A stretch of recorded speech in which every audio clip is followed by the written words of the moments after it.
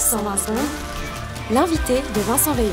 Bernard Arnault, patron du groupe de luxe LVMH et 5e fortune mondiale, a dressé au début de cette année une liste de 7 médias auxquels les salariés de son groupe ont, je cite, une interdiction absolue de parler sous peine de licenciement immédiat pour, je cite à nouveau, défaut de loyauté intolérable constitutif d'une faute grave.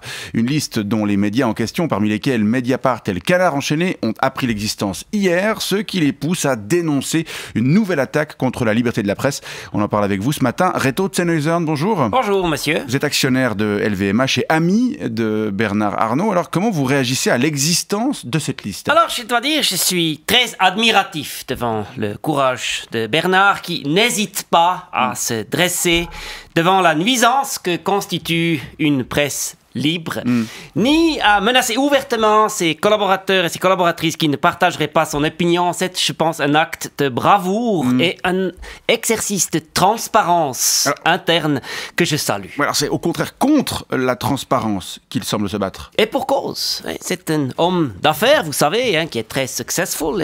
Et dans le monde des affaires, la transparence externe, elle est souvent l'ennemi de la croissance du chiffre d'affaires, tout le monde le sait. Mettez-vous à la place de Bernard Arnault. Depuis des années et des années, il fait tout pour maîtriser le narratif autour du groupe LVMH. En rachetant des journaux, Le Parisien, Radio Classique, le journal Investir, Les Échos, Paris Match à partir du 1er octobre. En publiant des pleines pages de publicité dans les autres journaux pour pouvoir exercer de la pression sur les rédactions concernées. En entretenant des excellentes relations avec le pouvoir. Brigitte Macron ne porte presque que des tenues Louis Vuitton pour pouvoir exercer de la pression sur les médias publics. Alors, avec tous ces efforts, c'est très frustrant de voir quelques médias, sous prétexte qu'ils sont indépendants et dépourvus de publicité, raconter des choses pas très sympathiques sur vous. Alors, il fait une digue sanitaire, c'est logique. Mais qu'est-ce qu'il craint au fond?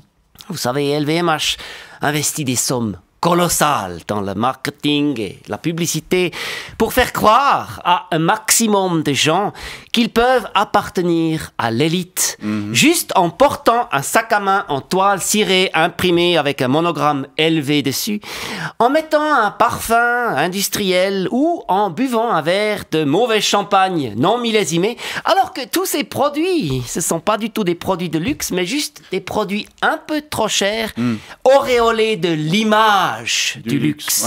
Alors, même si les gens qui tombent dans le panneau et qui achètent toutes ces merdes sont des pigeons qui lisent sans doute pas le Canard enchaîné ou Mediapart, il faut tout de même faire tout ce qu'on peut pour éviter d'écorner cette image si chèrement construite. D'accord, mais qu'est-ce qui pourrait écorner cette image? Alors, il y a pas mal de choses. Le fait que LVMH privatise peu à peu l'espace public ainsi que certains des plus beaux bâtiments du centre-ville de Paris avec l'aide de la mairie. Le fait qu'il fasse pareil avec de plus en plus de vignobles en Bourgogne. Le fait que Louis Vuitton ait réussi à utiliser les Jeux Olympiques pour faire rêver encore plus de pigeons en foutant son logo partout malgré l'interdiction de la publicité dans les arènes sportives décidée par le CIO. Le fait que le groupe espionne et maltraite certains employés, comme au magasin La Samaritaine, où il y a des collaborateurs noirs qui ont subi du racisme. Le fait que Brigitte Macron, encore elle, égérie officieuse de Vuitton, ait accepté de jouer dans Emily in Paris, qui est une sorte de longue publicité pour les marques de LVMH, juste pour faire plaisir à son amie Delphine Arnault, qui n'est autre que la fille de Bernard. Le fait qu'un sac Vuitton à 2000 balles coûte moins de 200 balles à fabriquer. La liste, vous savez, elle est encore longue de tous ces petits détails dont il serait préférable qu'ils restent un petit peu secrets. On ne peut pas s'empêcher de voir là quand même une menace contre la liberté de la presse. Vous savez, la liberté de la presse, ça c'est un concept qui est de plus en plus vintage.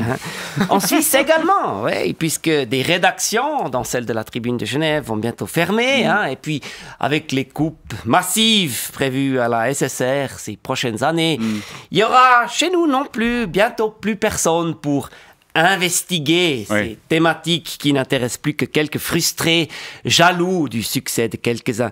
C'est une évolution positive et favorable.